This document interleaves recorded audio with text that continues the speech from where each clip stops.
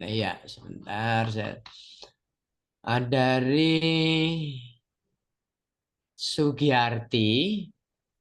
Terima kasih ilmunya, semoga bermanfaat. Sugiyarti mahasiswa UMS PTT hadir dari Hong Kong, dari Hong Kong. Dibuka kembali pertemuan ini, kemudian ada investasi ini teaser. Salam sehat. Nah, dari Nina to everyone dikirim jam 4:24 PM. Mohon izin bertanya kepada Bapak Ferry Wong. Bagaimana pijat Twina untuk batuk pilek dan meningkatkan imunitas? Untuk Bapak Didi, izin bertanya, pijat Twina yang bisa dilakukan sehari-hari pada dewasa untuk memperlancar peredaran darah. Nah, ini tadi dari Ibu Nina. Untuk itu, dipersilahkan Pak Beriwong untuk menjawab yang pertama, yang kemudian dilanjutkan oleh Bapak Didi.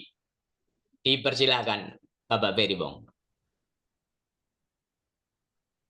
Baik, eh, walaupun di luar tema tapi tetap masih anak-anak ya. Jadi untuk batuk dan pilek itu tentunya kita lihat ketika seorang batuk itu kan berhubungan dengan apa paru-paru ya. Nah, berarti titik-titik paru-paru yang kita gunakan. Di mana titik-titik paru itu misalnya ada titik LU1, LU2. Kemudian di situ juga ada titik yang di daerah dada, misalnya ada REN 17, ada cancung. Kemudian juga ada LU7, LU9 Taiyen. Nah itu, nah kira-kira yang nanya bisa mengetahui nggak yang titik-titik yang saya sebutkan itu? Nina, Ibu Nina. Halo Ibu Nina. Host mohon atas nama Ibu Nina dibuka untuk audionya. Nah jadi kalau memang yang kita kan perlu gambar lagi ya Pak ya. Jadi kalau yang Ya. memang ngerti agak susah, tapi kalau yang sudah tahu titik gampang sih. Bonekanya mana? Bonekanya. Nah, saya sambil ambil boneka Pak. Oke, baik. Iya. Ibu Jadi Bapak titik sekalian tolong perhatikan boneka. Jadi dari Pak Ferry Wong, visual. bonekanya jalan-jalan soalnya Pak Narto. Jadi dicari dulu. Nah ini Iya, ada iya, iya. boneka Nah, akupuntur. ketemu. Nah ini ada boneka akupuntur di mana titik LU1 itu kan dekat sini. Nah di daerah sini ini yang kita tekan untuk terutama titik paru ya. Nah kemudian kalau batuk pilek kan berarti dengan hidung ya. Nah di daerah sekitar hidung, nah di hidung sini, nah di daerah sini juga ada bisa digunakan. Naik turun boleh. Nah telinanya seperti ini. Sampai ke batang di atas Pak boleh. Sampai ke atas. Nah, ini ada titik-titiknya. Memang keterbatasan kita kalau zoom begini ya Pak ya. Tapi mudah-mudahan bisa dipahami. Nah ini untuk batuk pileknya masih bisa memungkinkan. Nah kemudian yang titik yang berikutnya ada di tangan nih agak agak kecil ini susah lihatnya ya. Nah, mungkin nanti di pelatihan sedih itu tadi yang ditawarkan itu, nah, mungkin silakan ikut pelatihannya sama Lausen. Itu dari saya sih Pak, silakan dilanjut Oke. Lausen Terima Didi. kasih Pak Ferry. Mohon dilanjutkan Pak Didi untuk pertanyaan. Ya, saya catat pertanyaannya adalah bagaimana pijit vena sehari-hari untuk supaya badan itu sehat, itu merawat peredaran darah. Ya, kita seperti apa yang sudah disebutkan bahwa darah dengan energi yaitu qi itu hubungannya erat sekali, sama aja seperti telur dan ayam, yang mana duluan, tapi selalu dia itu bersatu. Jadi untuk mudahnya, kalau memang Anda mau mijit sendiri, itu ada banyak kemungkinan ya. Nah, biasanya kita ambil tuh di Pai Hui bisa. Kalau saya sih anjurkan kalau memang bisa akupunktur, bisa langsung Pai Hui sendiri. Jadi di sini nih, di akupunkturnya nih di kepala, di tengah-tengah. Jadi kalau dari telinga, ambil garis sampai ke ujung telinga lagi, nanti tengah-tengahnya itu, nah ini adalah titik Pai Hui. Itu bisa dipijit diuyak-uyak gitu ya, ditekan, diuyak-uyak bisa. Kemudian kalau memang mau kasih jarum juga bisa, itu efektifnya enak. Jadi bisa tidur dengan baik, nyaman. Pagi-pagi bangunnya juga enak ya. Karena apa? Itu dibikin supaya peredaran darahnya itu lancar. Darah lancar, qi-nya lancar. Kalau terus-terusan begini, nanti kita akan bisa menjadi sehat karena aliran darah kita ke seluruh tubuh itu juga ikut lancar. Sehingga hormonnya juga ikut lancar, nutrisi juga ikut lancar. Seandainya tidak mau di kepala, itu kan sekarang bisa ada yang seperti cangkraman itu, yang seperti tangan ini dia taruh di atas kepala gini, kita tekan-tekan. Oh, tekan gini. Ini nggak bisa memijit supaya peredaran di darah di kepala ini dengan baik. Itu secara satu. Seandainya tidak mau, kita bisa pilih di lengan kita di sini, ya, di sini. Ini 3 jari dari atas pergelangan ini di titik sini. Ini kita bisa pijit-pijit. Ini adalah titik Nequan. Ini khusus untuk, ya benar. Jangan terlalu cepat. Pelan ya, tekan, diujak kiri kanan, ya, kiri kanan, atas bawah gitu. Nanti ini dia rangsang kepada cara kerja jantung. Kemudian kalau ini lancar, qi-nya lancar, biasanya juga menstimulasi daya nafsu makan kita juga mesti lancar. Kan namanya qi-nya mesti lancar. Maka di kaki, Cu Samling ini nggak perlu dipencet. Mungkin kelihatannya agak susah. Nah, kelihatan. Pokoknya di pinggir lutut, yang tempat yang jeglok itu, di dekat betis, nah itu ditekan di sini. Ini kebetulan nih. Ini nih, di sini ya. Dekat pinggir lutut nih. Nah, ini tekan-tekan, ini merangsang lambung. Nah, lambungnya terangsang, dia juga pengen dapat suatu aliran darah yang baik juga. Nah, kemudian kita bisa pilih supaya cairannya juga transportasinya bagus. Kita pilih di ini. Ini di mata kaki dalam ke atas itu 3 jari, itu namanya darah Saning Jiao. Kita tekan-tekan juga. Di sini nih. Nih, di sini nih. Ya, nih, di sini. Nah, jadi ada 4 titik. Bisa di ubun-ubun. Ubun-ubun kan depan. Ini tengah-tengah. Namanya Pai Hui. Satu. Terus kita bisa ambil di Nequan. Tekan di tangan. Terus bisa di kaki. Di pinggir lutut. Ya, bawah. Yang tempat jeglok itu. Kemudian bisa di atas mata kaki dalam. 3 jari. Itu namanya Saning Jiao.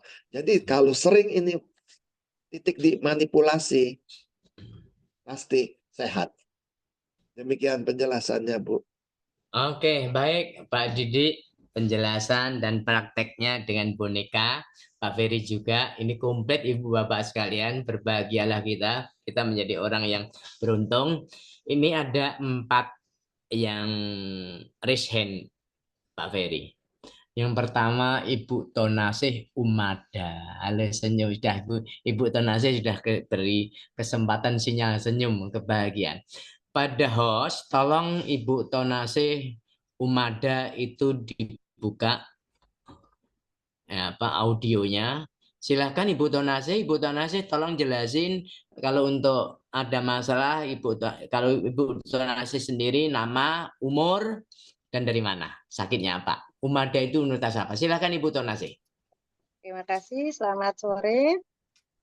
Saya Tonasih dari Universitas Muhammadiyah Ahmad Dahlan Cirebon. Oh iya, silahkan Bu. Iya, ya. Terima kasih. Ini mungkin banyak pertanyaan, tidak apa-apa ya Pak ya.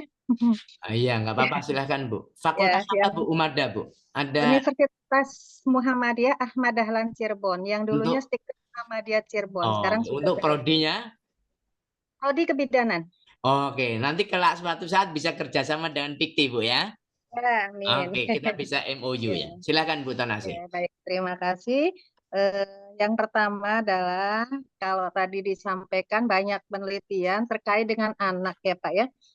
Yang saya tanyakan barangkali kalau sudah telusur jurnal itu jarang yang tuina ini pada orang dewasa. Nah, apakah memang belum dilaksanakan untuk penelitian pada orang dewasa? Kemudian untuk penelitian tentunya membutuhkan banyak referensi ya Pak ya. Kebetulan kemarin sudah sempat komunikasi dengan Pak Ferry Wong ini untuk konsultasi terkait dengan disertasi yang akan saya ambil.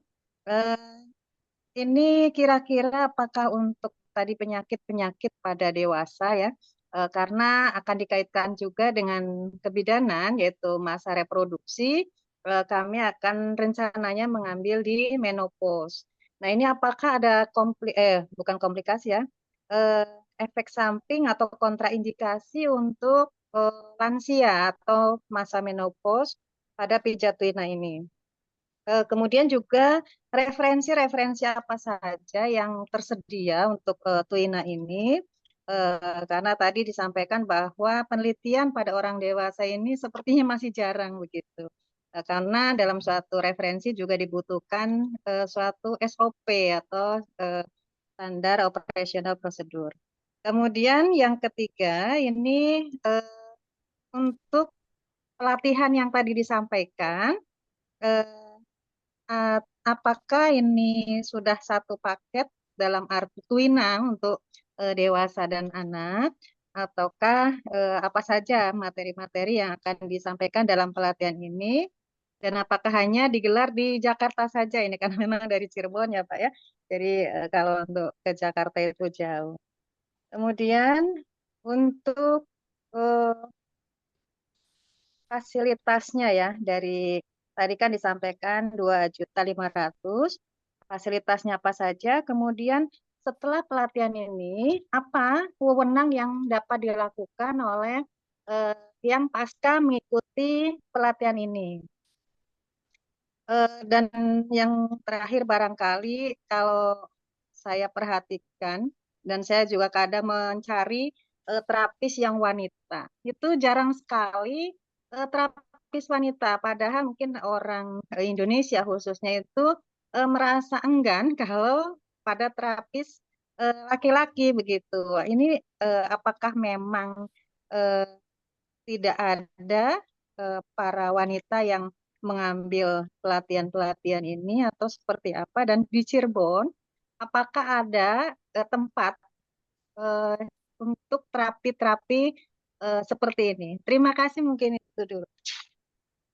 Baik, terima kasih Bu Tonase. Pertanyaannya sekaligus ada 4 ya. Ada kesempatan, peluang emas Ibu ya. Oke, pasti akan menambah pengetahuan. Ada pertanyaan, ada jawaban, ada pengetahuan. Untuk itu dipersilahkan yang pertama pada Bapak Ferry Wong, yang kedua Bapak Didik Waluyo. Sumiting dipersilahkan. Ya, terima kasih ya Ibu. Memang kebutuhan Ibu nanti saya sebelumnya memang beberapa teman memang saya termasuk konsul expert untuk skripsi, tesis maupun disertasi teman-teman di bidang tuina terutama maupun akupresio selama ini. Memang publikasinya selama ini banyak di kebidanan karena saya banyak ngajar di kebidanan dan keperawatan juga. Nah, untuk penelitian tuina anak-anak ini memang referensinya masih kurang untuk di Indonesia. Tetapi kalau di negara lain misalnya di Cina ya, di Tiongkok ya, itu sudah banyak. Tetapi ada kendala di bahasa. Nah, nanti di Google itu dicari aja tuina untuk reproduksi, misalnya untuk keluhan menopause itu ada harusnya. Dan itu memang bahasanya bahasa Mandarin, nanti bisa diterjemahkan di Google-nya di setting dulu, transit bahasa Indonesia. Tetapi perlu hati-hati, dalam penggunaan transit itu juga bisa ada kendala salah translate. Nah, jadi nanti perlu disikapi juga. Nah, dan saya memang sangat bersyukur belajar banyak dengan guru saya, guru besar saya, Lause Didik, untuk tuina ini. Beliau lulusan langsung dari Cina, langsung S2-nya Master Tuina. Kalau saya muridnya masih belajar, masih perlu belajar banyak. Tetapi saya lebih banyak ke penelitian-penelitiannya. Nah, memang fokus saya di tuina. Tesis saya dan teman-teman juga tuina, tapi bukunya belum terbit, tesisnya belum selesai. nanti akan jadi banyak buku referensi-referensi Tuina untuk di Indonesia, karena saya sama Lause saya pengen Tuina ini naik daun. Nah, pengen Tuina ini tidak dianggap kuno, tidak dianggap sebelah mata. Makanya melalui penelitian ini saya angkat Tuina itu biar kembali ke masa kejayaannya. Biar pengobatan tradisional ini kembali ke masa kejayaannya. Nah, kenapa harus Tuina? Karena Tuina ini mudah dilakukan, tidak menggunakan alat, dan terutama harus aman. Nah, dalam pengertian aman ini tadi kan saya sampaikan, tentunya ada kontraindikasi bila dilakukan tidak tepat atau kekuatan yang besar. Nah, kemudian untuk memang penelitian saya tahun lalu, saya lakukan pada ibu menopause melalui Tuina Acupressure. Itu publikasinya sudah ada, nanti bisa dicari bersama dosen Poltekkes Kemenkes Bandung juga di keperawatan.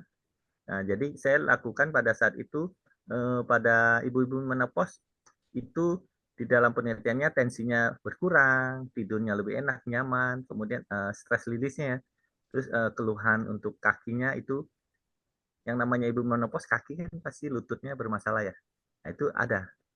Nah, itu ada beberapa referensinya nanti di Google Scholarship saya, boleh diketik, ada kok di situ. Publikasinya sudah ada referensinya. Memang perlu referensi luar lagi sih dan buku-buku. Nah, selama ini buku-bukunya kan memang bahasa Mandarin dan Inggris ya. Nah, saya sama Lause Didi sedang menyusun buku Tuinanya, tenang aja, tapi belum terbit. Pekerjaan Kaprodi banyak sekali, sebagaimana teman-teman tahu. Tahun ini ada 100 mahasiswa di D4 PTT UMS. Jadi masih belum sempat, mohon bersabar ya Lause ya. Nanti kita selesaikan buku Tuina ini supaya bisa menjadi referensi kemajuan Tuina di Indonesia. Jadi memang kendalanya selama ini yang dewasa masih jarang di Indonesia. Tapi yang saya lakukan tahun lalu sudah ada bersama teman-teman. Nanti coba dilihat. Dengan menopause juga, ada bukunya juga. Ya, nanti kita koordinasi kembali Bu. Saya harap disertasi Ibu bisa lancar. Karena beberapa teman Ibu juga sempat konsultasi. Kemudian tadi referensi, nah soal pelatihan nanti Lause Didi yang lebih bisa menjelaskan fasilitas apa yang dapat. Nah, soal kewenangan saya jelaskan begini. Tuina ini kan termasuk dalam bahasa Tuina itu bahasa Mandarin, jadi tekan dan dorong. Nah, kalau di dalam bahasa Inggrisnya Chinese massage. Nah, selama ini kita tahu Chinese massage itu mungkin teman-teman tahunya acupressure ya. Nah, ada perbedaan. Acupressure itu tekniknya tidak sebanyak Tuina, tidak sebanyak Chinese massage. Jadi tekniknya lebih banyak di Tuina ini.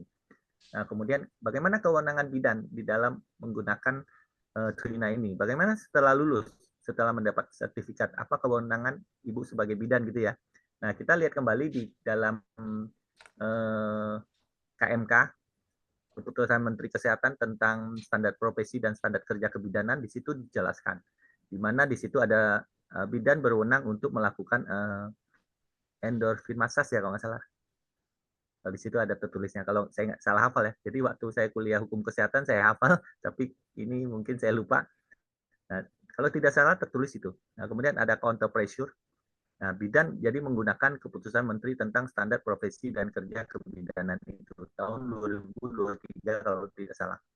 Nah, jadi dasar kewenangannya seperti itu. Bisa dipahami Bu ya? Jadi kalau ada yang tanya dasar kebijakannya itu. Baik, saya serahkan kepada Lause Didi untuk menjawab pertanyaan tentang pelatihan dan yang lainnya. Silakan. Mohon ditambahkan Lause. Ya, terima kasih.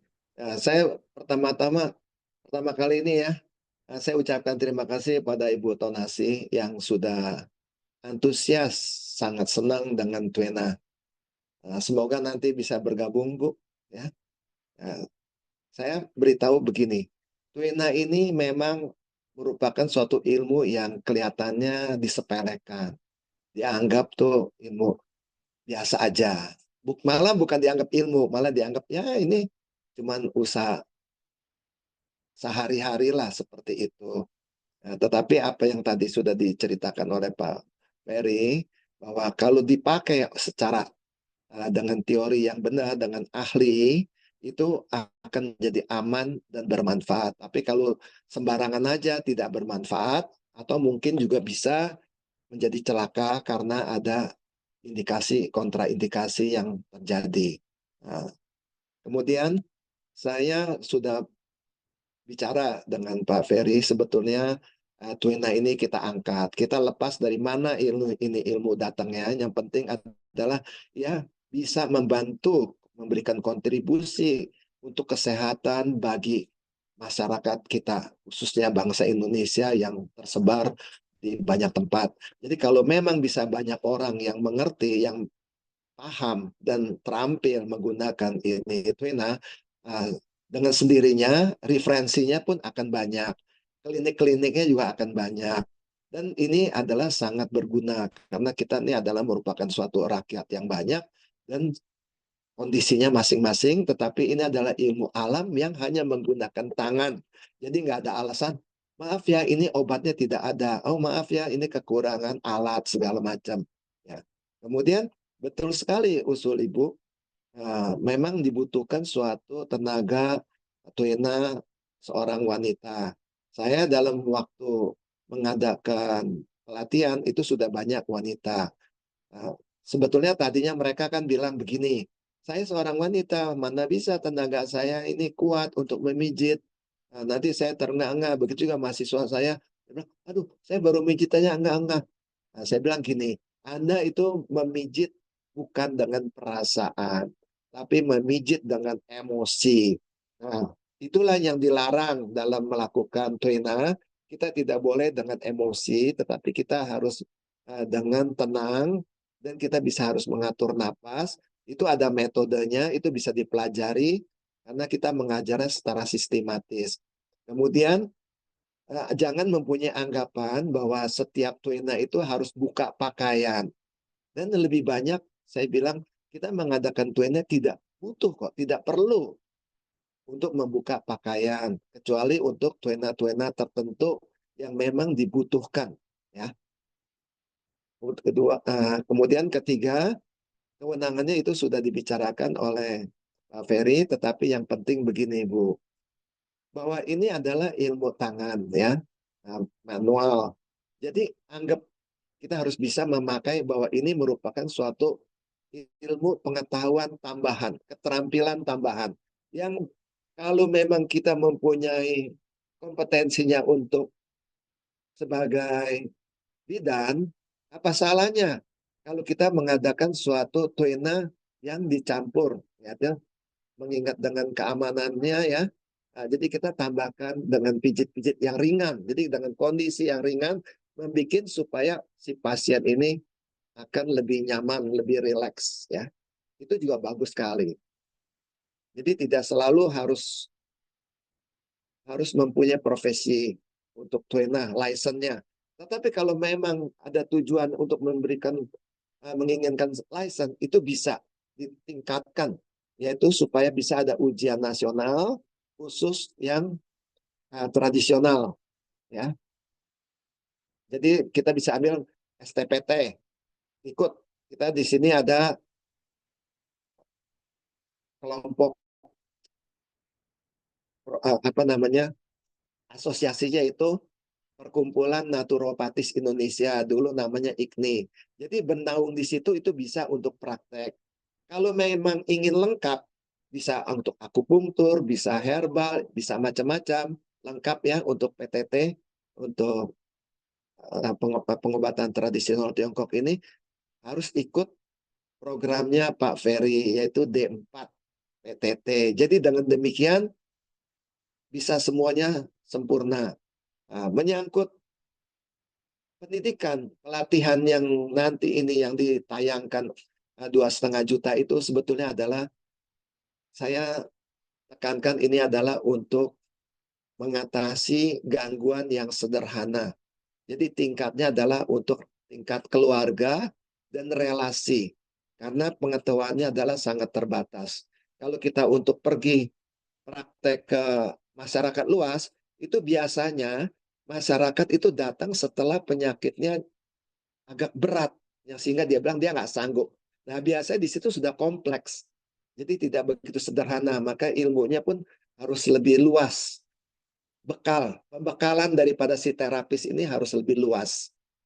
Jadi itu memang mesti melalui kursus tertentu yang lebih banyak materinya, dan kalau bisa ya ikutnya program D4.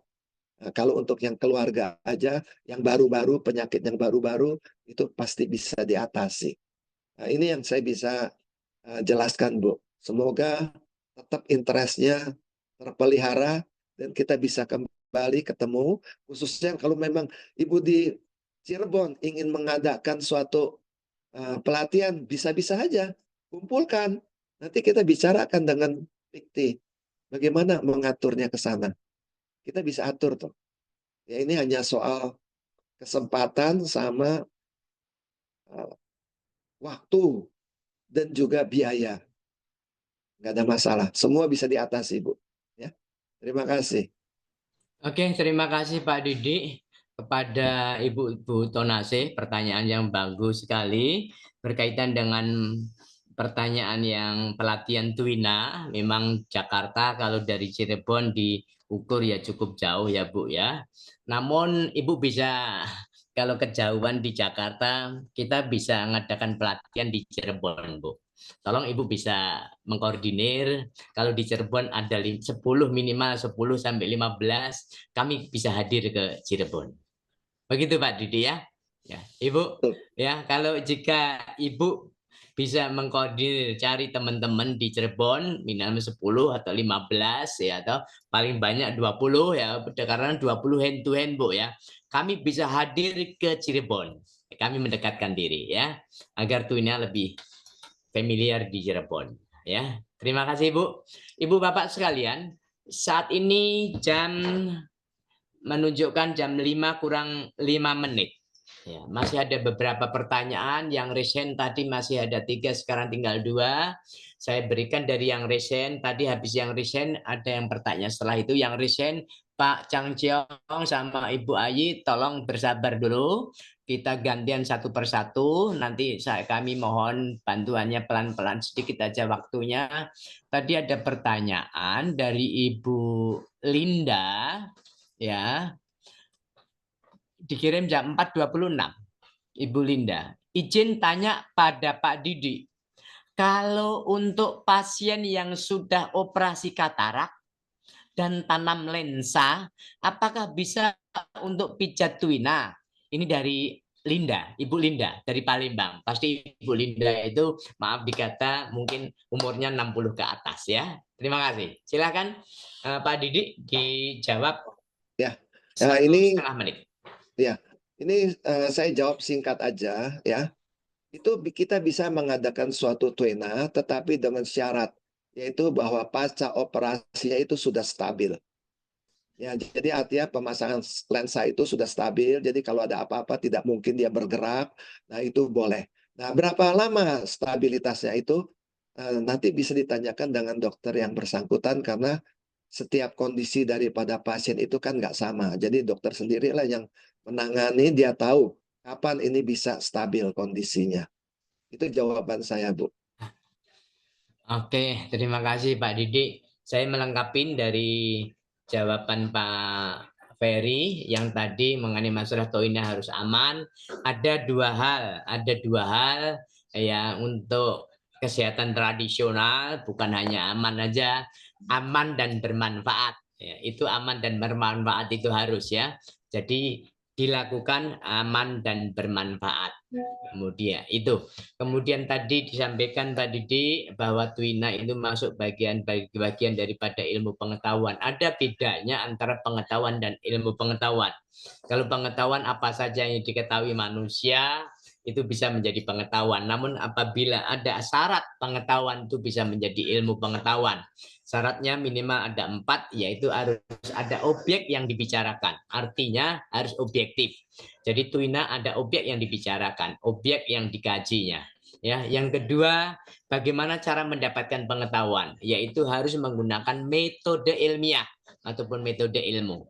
Yang ketiga, harus pengetahuan satu dengan pengetahuan yang lain tersusun secara sistematis, dan yang keempat adalah harus dapat dilakukan oleh semua orang, yaitu yang dikatakan itu pengetahuan itu berlaku untuk umum. Ya, itu syarat menjadi ilmu pengetahuan. Pengetahuan bisa menjadi ilmu pengetahuan. Nah, Pak Ferry sudah muncul. Tadi kayaknya Pak Ferry lagi mencicipi kue ataupun minum ya. Energinya ketahuan, aromanya ketahuan di sini. Oke, sekarang giliran kayak kita pindah ke Pak Chang Qianlong. Mohon pertanyaan yang to the point ya Pak, yang berkaitan dengan dunia. Silahkan yang berkaitan dengan Tuina. Silahkan Pak Chang. Terima kasih Pak Kinarto. Pertanyaan saya 80% sudah terjawab. Tadi ada gambar gunting, katanya kalau kerjaan terus-terusan dilakukan cari bisa sakit. Tapi terus Sinsa Dik juga udah bilang kalau Tuina itu jangan pakai emosi, tapi harus pakai perasaan. Nah, pertanyaan saya, kita kalau sering melakukan Tuina, apakah mungkin justru tangan-tangan kita yang jadi terluka seperti yang menggunting tadi?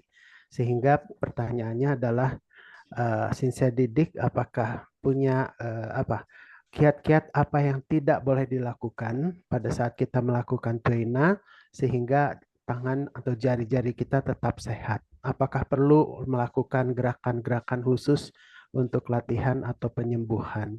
Dan kalau tangan takut sakit, apakah boleh akhirnya pakai alat? Karena beberapa pengobatan pakai alat. Demikian aja. Terima kasih Pak Kinarto. Oke, Pak Chang Qianlong, terima kasih sudah. Jadi ada tadi pertanyaan Pak Chang itu sudah ada menyusun beberapa pertanyaan, ternyata sudah terjawab 80%. Lengkapnya 20%. Dipersilakan Mbak Didi. Ya, ini suatu pertanyaan yang sangat strategis ya Pak ya. Sebetulnya siapapun, saya bilang gini, pada umumnya pakar Tuina, dia tidak mau menjawab masalah ini. Karena ini merupakan suatu, apa ya kita bilang, dianggapnya suatu pengalaman yang berharga bagi dia sendiri. Tetapi saya sebagai memang perintis, kita nggak boleh demikian. Tapi saya hanya bisa bilang begini, mungkin yang bisa mengerti apa yang saya bicarakan ini adalah hanya bagi teman-teman yang senang dengan Tuina atau yang sudah melakukan Tuina. Saya hanya bisa bilang bahwa kita melakukan Tuina ini harus dengan empati. Empati artinya kita harus mengadakan sinergi dengan si klien itu. Kalau kita tidak sinergi dengan si klien itu, kita artinya bisa mengeluarkan tenaga ekses yang berlebihan, tidak diterima oleh si klien, energi kita, malah energi klien yang datang ke kita untuk melawan kita. Nah, disitulah kita bergumul untuk hal-hal yang tidak perlu. Akhirnya dua-duanya rugi. Si kliennya rugi merasa sakit dipijit, tetapi tidak sembuh. Dan si praktisinya, dia akan merasa, saya sudah pijit banyak kali, capek, tapi kok kliennya juga nggak sembuh. Jadi dua-duanya rugi. Nah, artinya apa? Karena di situ tidak sinergi. Yang satu mau menerima, yang satu mau memberi, yang pihak sana tidak mau menerima.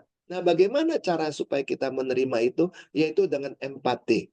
Caranya apa? Kita harus bisa berkomunikasi dengan si kliennya, dan kita mengadakan Tuina itu tidak dengan semberaut, langsung ujuk-ujuk. Kita dengan tekan, tapi kita dengan perlahan. Kita dengan lembut, cerita sama dia, ini bagaimana kalau di sini, sakitnya bagaimana, enak enggak. Jadi diajak bicara, jadi dengan demikian, dia sudah tidak melawan. Satu. Terus kedua, kita menggunakan tenaga kita itu tidak 100%. Kita menggunakan tenaga kita dalam bentuk pulsa. Kita kencang, lembut. Kencang, lembut. Seperti istilahnya gini, kita mau mendorong mobil itu mengayun. Jadi jangan pakai tenaga 100% mau dorong tuh mobil, nggak akan gerak. Tapi kita gerak dikit, dia goyang dikit, pelan. Diayun lagi, nanti pada suatu saat mobil itu jalan. Kita juga demikian. Jadi setelah mengadakan suatu komunikasi dengan si klien ini, nanti pas suatu saat itu plong, pintunya terbuka. Jadi istilahnya monggo, silakan datang. Saya butuh Nah, pada saat itu dengan sekecil tenaga energi kita itu sudah bisa menyembuhkan mereka.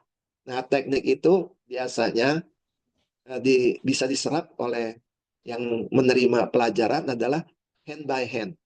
Karena setiap titik beda. Bagaimana metodenya? Nggak sama gitu.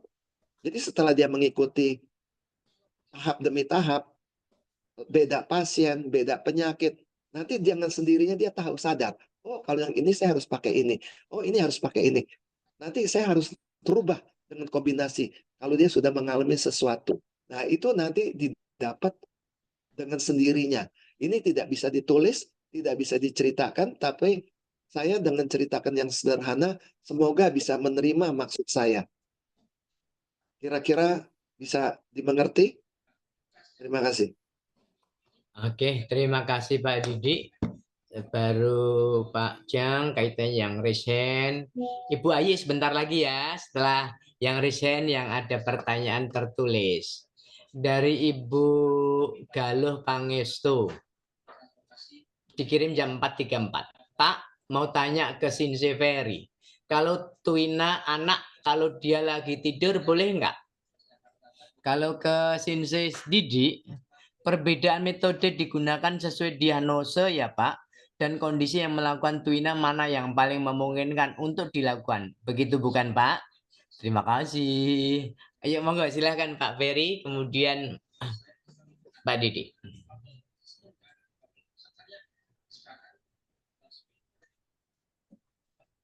Saya dulu?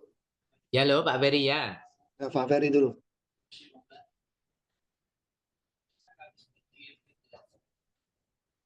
Pak Didi aja kalau gitu. Pak Ferry mungkin lagi. Oke, saya jawabnya gini.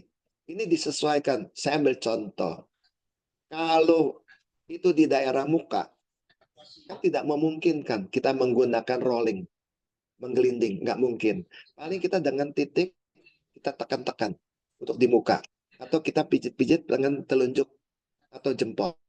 Tetapi kalau untuk di daerah tubuh, khususnya tubuh belakang, kita bisa pakai seenaknya. Kita bisa pakai telapak tangan, ya, bisa pakai siku, ya, bisa pakai kepelan, bebas. Nah, itulah yang saya maksud disesuaikan dengan kondisi tubuhnya di bagian mana hanya ada gangguan. Dan juga kita lihat meridiannya tuh seberapa jauh, seberapa luas.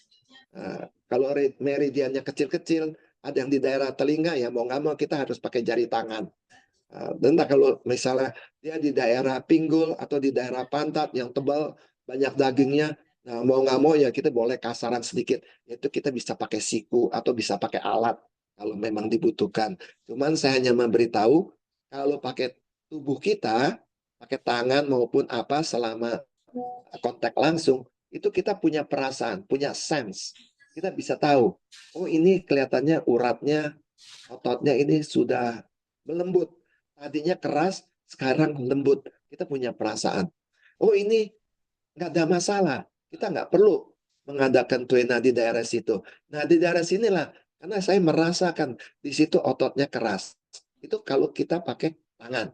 Tetapi kalau kita pakai alat, kita nggak tahu berapa jauh kita sudah melakukan tindakan, sampai seberapa jauh, sehingga itu bisa akhirnya merusak jaringan tubuh.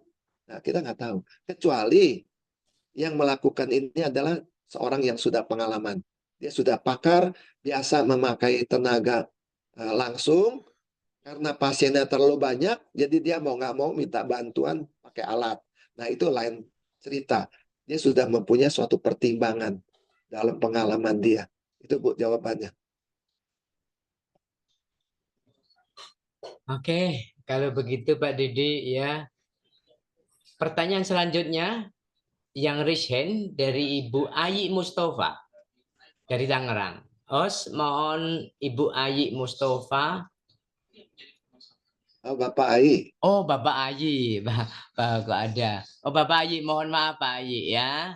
Pak Ayi dipersilahkan untuk bertanya secara langsung, to the point Pak, pertanyaannya. Terima kasih. Ya, terima kasih Pak Dokter, juga terima kasih narasumber yang saya hormati. Sinse Didik juga Sinse Ferry. Sebenarnya saya hanya ingin menanyakan beberapa konsep yang saya ingin pahami, Pak. Ya. Yaitu kalau Tuena itu kan ya skin sama skin. Ini kalau dari segi higienitas ini Pak ya, memungkinkan nggak sih kita itu tidak melakukan Tuena karena kita melihatnya, ini kulitnya lagi bermasalah nih. Kalau kita Tuena juga nanti takutnya kita tertular gitu. Terusnya juga untuk menjaga higienitas ya, karena ini kontak skin to skin, ada ketentuannya nggak sih untuk bisa menjaga kesehatan kita sendiri gitu ya sebagai terapis. Kalau kita khawatir gitu, kayaknya nih skin dia tuh ada penyakit kulit, kalau kita pegang itu kayaknya bakal tertular gitu. Makanya kita menolak untuk mentuena dia gitu. Itu pertanyaan pertama saya. Kemudian pertanyaan kedua saya adalah apakah di tuena itu juga mempelajari cara-cara akibat dari kecelakaan olahraga, misalnya itu terkilir atau dislokasi, atau juga misalnya retak tulang gitu ya. Karena dari pembahasan tadi yang dijelaskan sama Sister Ferry itu, katanya kalau untuk patah tulang tuena itu tidak bisa. Sementara dari Pak Lause Didik tadi dikatakan terkilir itu bisa kok gitu. Mungkin juga mana gitu, apakah pertanyaan singkat saya adalah dipelajari nggak sih kalau untuk kecelakaan olahraga atau cedera olahraga itu seperti terkilir, dislokasi, kemudian juga retak, gitu, remuk atau patah tulang untuk tuena ini. Terima kasih. Pertanyaan saya cuma itu aja. Dipersilahkan, silahkan Pak. Oke, baik. Saya jawab satu-satu ya. Kalau menyangkut soal kekhawatiran higienik, ya, ini tergantung dari masing-masing klien, masing-masing praktisi. Kalau saya sih ceritanya begini, kita bisa melihat pandangan mata. Kalau memang itu ada luka luar, termasuk penyakit kulit, kita kan bisa kelihatan. Ya, itu nggak boleh di tuena, itu udah jelas. Tetapi kalau memang kita takut terjadi kontaminasi, tidak masalah. Kita boleh pakai glove, pakai sarung tangan. Ya, karena tuena saya ini tidak sama, yang saya ajarkan itu tidak sama seperti yang tuena seperti tukang pijit. Jadi kita tidak selalu harus melakukan tuena dorong. Jadi yang penting kita cari titik-titiknya, alur-alurnya, langsung di situ bisa mengadakan manipulasi tekan, ulek, ya, cabut, tekan, diuyak-uyak begitu, atau kita ngadakan pilin-pilin ya, sesuai dengan kebutuhan. Jadi sangat aman kalau memang kita memperhatikan higienik. Tetapi kalau memangnya enggak ya, minimal kita kan ganti-ganti pasien. Jadi sebelumnya kita cuci tangan, nanti sesudahnya kita cuci tangan lagi. Dan saya juga bisa anjurkan, kalau mau mengadakan tuena ini, bisa juga kita tutup dengan kain lembut yang agak tidak terlalu tebal. Saya nggak bilang tipis, yang tidak terlalu tebal, sehingga bisa kita melakukan tuena. Karena saya tidak menganjurkan tuena itu harus buka pakaian. Untuk tangan pun bisa ditutup dengan kain yang halus. Jadi di luar kain itu kita mengadakan manipulasi. Dan pertanyaan yang berikutnya yaitu menyangkut akibat cedera.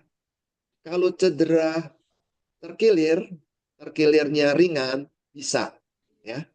Kalau ingin melakukan yang patah, kami bilang itu di luar daripada tuena. Nanti setelah sembuh, jadi gini ya, kalau dia patah, itu kan termasuk fraktur. Itu ada ilmunya sendiri. Untuk tradisional tuh ada ilmunya, ilmu fraktur, ilmu tulang traumatik. Tetapi kalau dengan perkembangan zaman sekarang ini, kalau memangnya kita sudah mempunyai fasilitas pengobatan yang terbaik, itu masukkan saja ke rumah sakit dengan BPJS, bisa diadakan operasi kalau tulang patah, kecuali di desa. Nah, kalau di desa mau nggak mau kita harus menggunakan cara tradisional. Nah, cara tradisional ini tidak termasuk dengan tuina. Itu khusus untuk patah tulang. Nah, kalau untuk retak, saya hanya ceritakan begini. Kapan kita menentukan patah atau retak? Kalau patah kelihatan, dia keplek gitu ya, jatuh. Sekarang hanya retak bagaimana? Ciri khas yang paling utama adalah bahwa dia tuh nggak bisa digerakkan. Begitu disinggung, disentuh sedikit aja dia sakitnya luar biasa, menusuk seperti jarum. Nah itu retak, itu ada retak. Tetapi kalau memang dia diangkat nggak ada masalah, kalau dia melakukan gerak, dia sakit, itu adalah masalah otot. Jadi dalam hal belajar tuina ini kita beritahu kondisi-kondisi, ciri khas ini ciri khas tulang patah, ini ciri khas terkilir, ini ciri khas dia copot. Nah, copot juga bukan bagian kita sebetulnya. Tapi kalau memangnya mau belajar lagi, bisa. Kalau di D4 itu kita pelajari bagaimana yang copot, bagaimana yang patah, bagaimana yang terkilir. Kalau untuk yang tuina kita biasa ini paling terkilir yang ringan-ringan, ya. Dan juga untuk yang penyakit otot. Itu yang saya hanya bisa jawab, Pak. Terima kasih. Terima kasih Terima Pak kasih, Didi. Terima kasih Pak Ayi Mustafa. Pak Didi, ada pertanyaan dari Ibu Sri Sawito, dikirim jam 5.07. Izin bertanya untuk Pak Didi. Apakah ada perbedaan yang mendasar antara tuina dengan tuina tuition? Ini pertanyaan terakhir. Oh, aduh, saya ini tempo hari saya sudah jelaskan. Tuina ya tuina, cucen ya cucen. Karena itu merupakan ilmu tersendiri. Kalau memangnya ada kesamaan, ya mungkin ada kesamaan. Tapi tidak hanya dengan kesamaan yang kecil langsung dibilang menjadi sama. Tidak mungkin. Dan ini juga bukannya merupakan variasi. Jadi yang kalau tuina itu dia lengkap. Jadi seperti tadi yang saya paparkan, ada manipulasi tangannya macam-macam, segala macam. Dan daerahnya juga dari daerah ke ujung kepala sampai ke ujung kaki. Ya. Nah, cucen tersendiri. Cucen tuh istilahnya cu itu adalah kayu sebetulnya. Ya. Dan itu adalah jarum. Jarum kayu yang seperti jarum. Nah, jadi dia memang bisa dipakai untuk melakukan akupresya bisa. Jadi di tempat titik-titik akupunktur dia bisa. Bukan di titik aja. Di sekitarnya pun dia bisa melakukan manipulasi supaya qi dan xie lancar. Tapi hanya dalam bentuk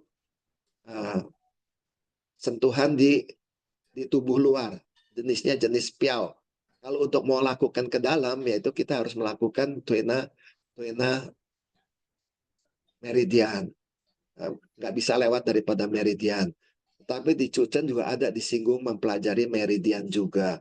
Hanya alatnya lah beda. Ya, dia menggunakan alat kayu, bukan kayu sebenarnya. Kalau sekarang udah dipakai dalam bentuk logam. Karena kalau dilihat dari kalimat asalnya itu adalah kayu. Karena zaman dulu kan paling dulu kayu sebelum ada zaman besi. Ya, jadi kalimatnya juga itu sebutnya kayu. Udah belakangan dirubah menjadi besi, besi dirubah lagi menjadi kuningan. Dari kuningan ada yang pakai stainless steel. Ya itu penjelasan saya. Ada kemiripannya tapi tidak sama. Ya. Oke, baik, terima kasih Pak Didi. Saat ini jam 17.17 menit, masih ada waktu 13 menit. Untuk itu waktu closing statement. Saya mohon Pak Ferry. Halo Pak Ferry, masih adakah Pak Ferry? Saya mohon closing statement dari Pak Ferry dan closing statement dari Pak Didi. Yang mana dalam closing statement mohon bisa disampaikan pengetahuan yang bisa praktis. Syukur ada tips-tips untuk praktek tuina dalam bentuk yang ringan. seperti tadi digosok-gosok bagian mana ya, terutama tadi belum ada jawaban yang kaitannya tadi untuk meningkatkan nafsu makan sekaligus untuk orang yang sulit untuk BAB ataupun konstipasi, itu tuinanya di mana saja. Mohon untuk bagian closing statementnya pada Pak Ferry. Baik, terima kasih. Tadi yang titik untuk nafsu makan, untuk konstipasi sama Pak, titiknya kan yang tadi bisa yang di Oke. telunjuk jari, bisa yang di perut gitu ya. Yang penting ada gejala kembung. Nah, kalau gejala kembung itu kan angin ya. Nah, berarti Ya. angin kita keluarkan tuh di 4 cun dari umbilikus itu. Nah, terus pesan saya begini, tidak mungkin kita bisa mendapatkan ilmu yang lengkap melalui hanya Zoom webinar ini. Silakan ikuti. Kalau yang tertarik, silakan ikutin di pelatihannya. Kalau yang lebih tertarik lagi, silakan bergabung bersama Prodi D4 PTT Pengobatan Tradisional Tiongkok di UMS. Pesan saya kepada teman-teman lagi seperti yang pernah tadi saya sampaikan, lakukan yang terbaik dengan cinta kasih. Raih masa depanmu di D4 Pengobatan Tradisional Tiongkok Universitas Medika Suherman. Kita buat pengobatan tradisional ke masa kejayaannya kembali. Terima kasih. Silakan Pak Didik. Ya. Silakan Pak Didik, silakan. Oke, Pak Ya. Didik ya. Saya secara umum saja bahwa bilang gini, Halo, Bu. untuk khusus tuina dewasa, Iya, lagi. bisa melakukan tuina sendiri pada tempat-tempat yang dianggapnya itu tidak nyaman. Tetapi ini adalah untuk tahap awal. Kalau tahap awal ini diabaikan, gejala itu akan hilang. Jadi orang akan merasa, oh, saya kok sembuh sendiri. Ya, tetapi ingat, itu utang. Utang itu harus dibayar. Nah, kalau tidak diopeni, dia akan timbul lagi, tapi di daerah tempat lain. Dia naik, progresif, dia naik ke tempat lain, keluhannya sudah berbeda. Dan nanti itu pun kalau tidak ditangani, diabaikan, dia akan pindah lagi ke tempat state yang lebih tinggi. Nanti pada saat state yang ketiga, baru terjadi tidak akan hilang-hilang. Dan dia selalu akan muncul di tuina dengan cara biasa, tidak akan sembuh. Pada saat itulah, mau nggak mau, dia harus lari ke tempat tuina yang profesional. Itulah kata kunci saya, kalau baru, tuina sendiri. Jangan sampai ditunggu menjadi tahap-tahap berikutnya. Ketahuan kok, kalau kita baru cedera, nah cederanya di situ, dia tidak akan pindah ke tempat lain. Lakukan, sembuhkan sampai tuntas. Titik-titiknya adalah sama seperti yang Pak Ferry sampaikan, bisa untuk anak-anak, bisa untuk orang dewasa, hanya beda di tempat tenaga. Untuk anak-anak lebih ringan, dan biasanya pakai titiknya titik jauh, tidak titik tempat. Kalau untuk orang dewasa, kita pakai tempat yang lebih dekat, titiknya titik dekat. Ya, terima kasih. Baik, terima kasih Pak Sinse Didik. Ibu Bapak peserta e-seminar Bikti, terima kasih kami mengucapkan bahwasanya kedua narasumber telah menyampaikan tentang dasar-dasar ilmu pengetahuan dan pengalaman dalam praktek tuina. Dan bahkan tadi disampaikan dasar-dasarnya, filosofinya, dan praktek-prakteknya. Yang jelas, dalam praktek tuina ini mempunyai manfaat dan aman dan bermanfaat, dan bahkan juga mengikuti aturan norma-norma yang berlaku di Indonesia. Demikian Ibu Bapak sekalian, kami sarikan bahwasanya di dalam tuina ini mampu, tadi disampaikan, mampu meningkatkan nafsu makan, bagaimana cara-caranya, praktek-prakteknya. Namun Ibu Bapak jika menginginkan mendapatkan pengetahuan, mendapatkan pengalaman langsung praktek tuina, dipersilakan bagi yang di Jakarta untuk mendaftarkan pelatihan Twina. Kami sampaikan bahwa bulan lalu pelatihan Twina juga dilaksanakan di Jalan Kasih. Pesertanya dari Stikes Yogyakarta itu ada 4 orang. Halo Ibu Tonsi dari Cirebon dipersilakan untuk mengikuti pelatihan Twina di Jakarta. Pelatihan Twina biasa jam hari Jumat, Sabtu, dan Minggu. Cukup 3 hari. Ibu Bapak sekalian, terima kasih atas perhatiannya. Tiba saatnya pemberian sertifikat untuk kedua narasumber. Kami serahkan kepada Dr. Willy Paris. Zoom meeting diserahkan.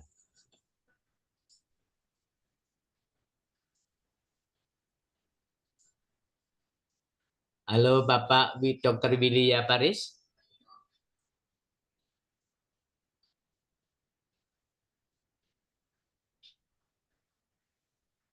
Mic-nya Bapak belum Willy Paris. mic-nya belum on, dokter.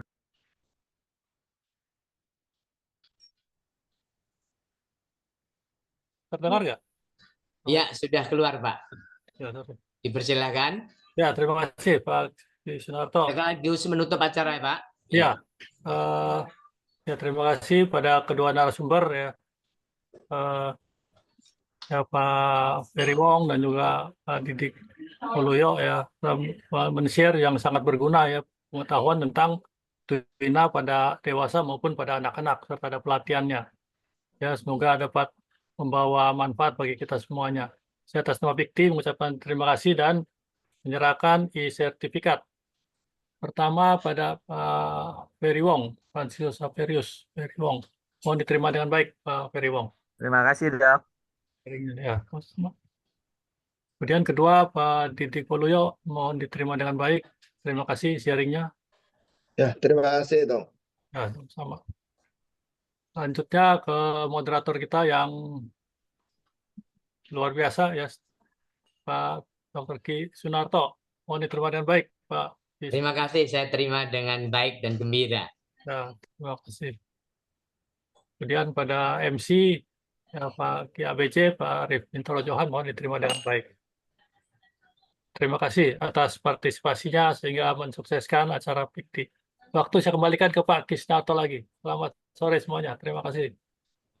Ibu Bapak sekalian, baik kedua narasumber, Bapak Ferry dan Bapak Didik, terutama pada hadirin, pengumuman dari Bikti, seminar Bikti yang seri ke-216 dilaksanakan besok tanggal 17 November hari Minggu jam 14.30 dengan topik Integrative Care for Narcissistic Personality Disorder. Opening Suhu Haryanto, narasumber Dr. Sunarto SPI, MPC Psikolog, dan narasumber kedua Dr. Anda Sri Mulyani Nasution, MPC Psikolog, narasumber ketiga Lucia PSPD Certified Hipnoterapi, dan moderator Ibu Anas Kiki Anugrah, dan closing Dr. Sunarto M.Hum. Demikian pemberitahuan kami sampaikan. Sekaligus menutup acara ini, Bikti mengucapkan terima kasih. Salam sehat, sejahtera, dan harmoni dengan lingkungan. Sampai jumpa, bertemu di minggu depan. Terima kasih.